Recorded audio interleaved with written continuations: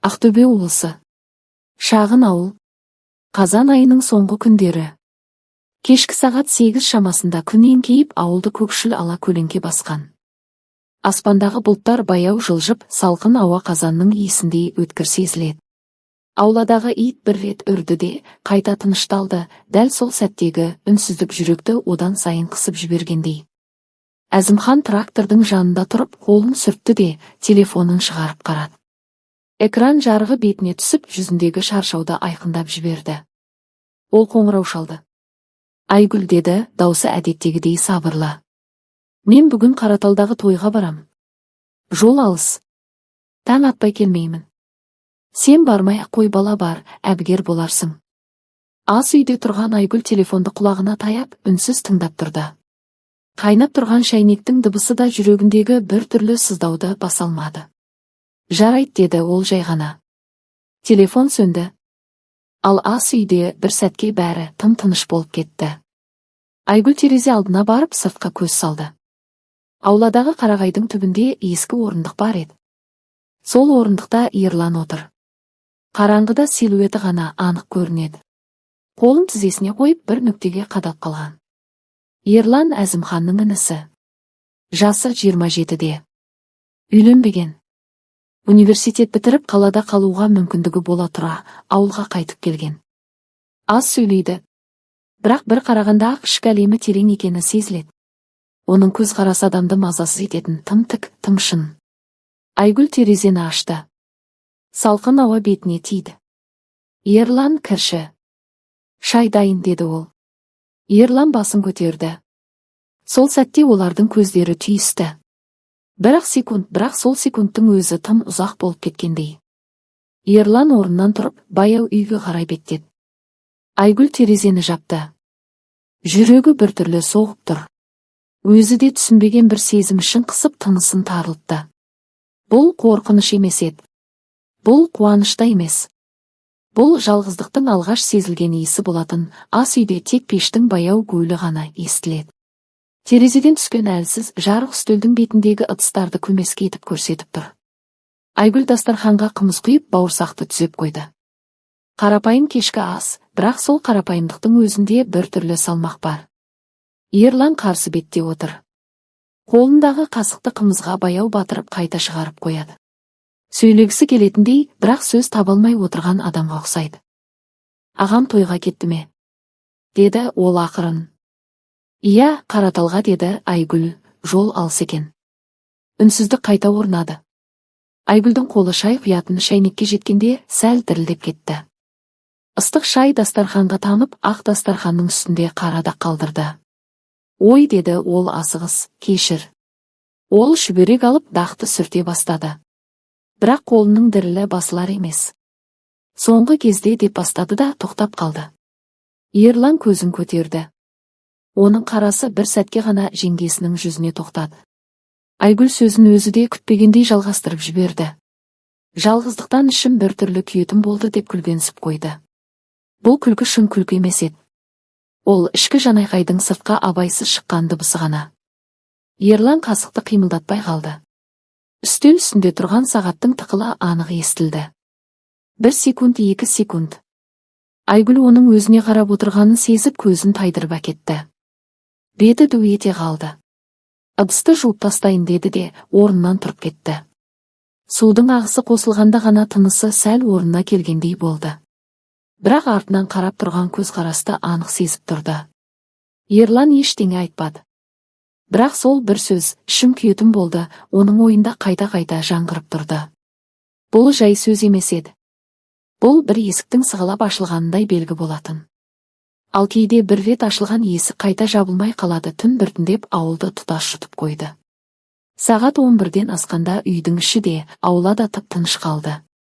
Тек пештің ішіндегі от анда-санда сытырлап, тіршіліктің барын еске салғандай. Айгүл жатын бөлмедегі шамды сөндіріп төсегіне жатты. Қасында ешкім жоқ.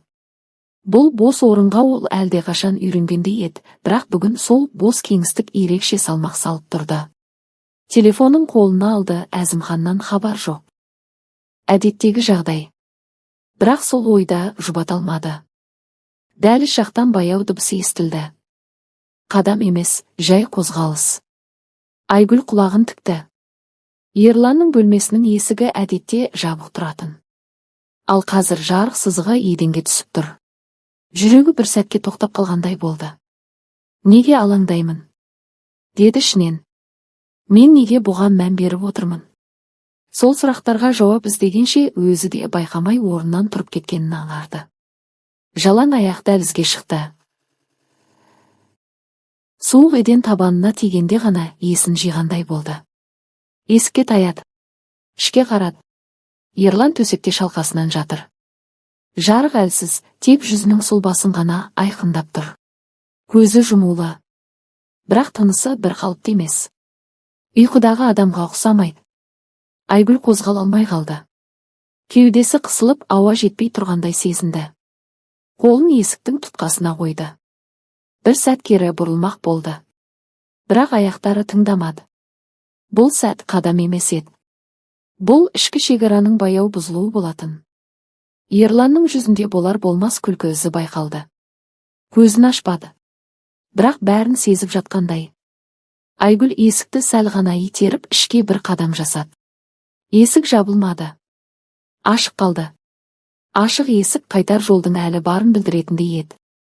Бірақ кейде ең қауіпті шешім дәл сол ашық тұрған есіктің жанында қабылданады. Айгүл сол жерде тұрып қалды. Жүрегі қатты соғып тұр.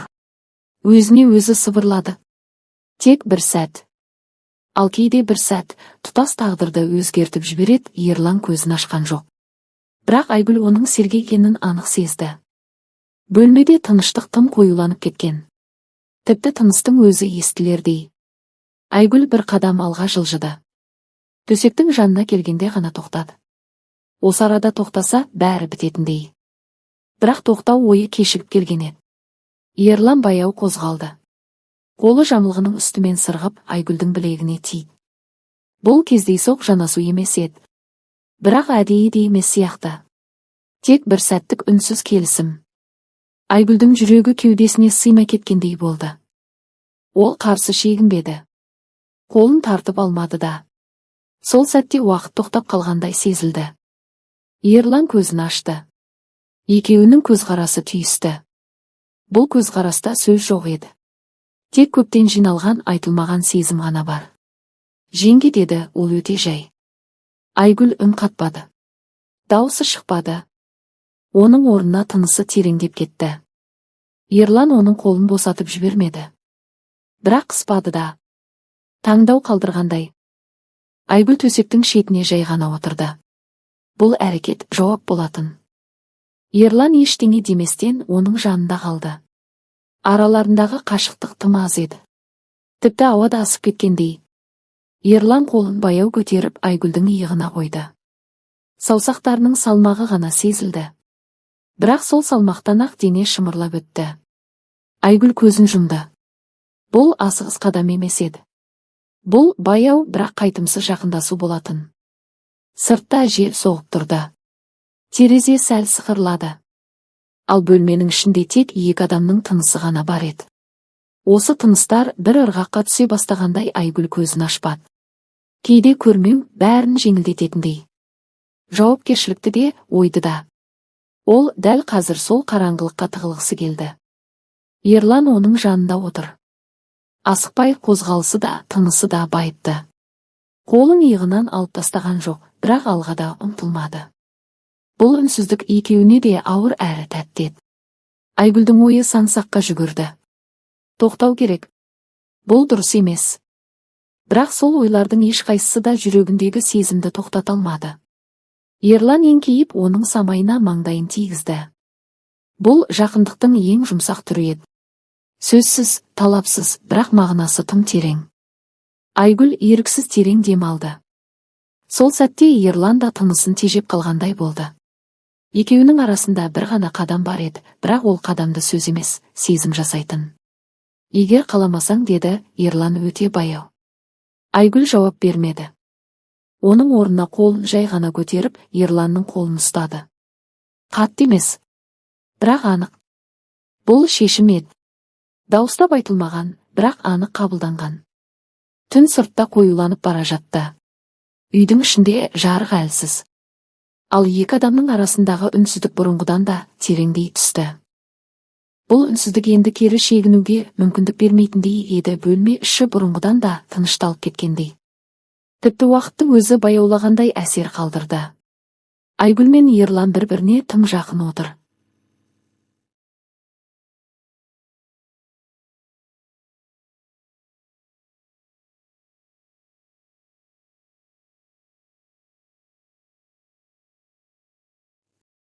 Бұл жақындық оттай емес, баяу жанып тұрған шоқ секілді еді. Айгүлдің жүрегі қатты соғып тұрды. Ол өз тынысын сезіп отыр. Әр дем алған сайын көкірегі көтеріліп қайта басылады. Ерлан да сол ырғақты сезіп отырғандай тынысы біртіндеп соған үйлесіп барады. Ерлан оның қолын әлі ұстап отыр. Саусақтары жылы. Сол жылу Айгүлдің бойына жайылып бара жатқандай. Ол көзін ашты. Қараңғылықта Ерланның жүзін анық көрмесе де, оның бар екенін, тым жақын екенін сезді. «Қорқып тұрсың ба?» деді Ерлан сыбырлап. Айгүл сәл ғана басын шайқады. «Жоқ», деді ол. «Тек кеш болып кеткендей». Ерлан жымия күлді. Бірақ бұл күлкіде жеңісте, жеңілдікте жоқ еді. Тек түсіну бар. Кейде кеш болған сәтте ғана шындық шығады, деді ол. Айгүл оның иығына басын тіреп отырды. Осы қалыпта олар біраз отырды. Сыртта жел үйді айнала соғып жүр. Терезе әйнегіне бір жапырақ тиді де төмен сырғып түсті.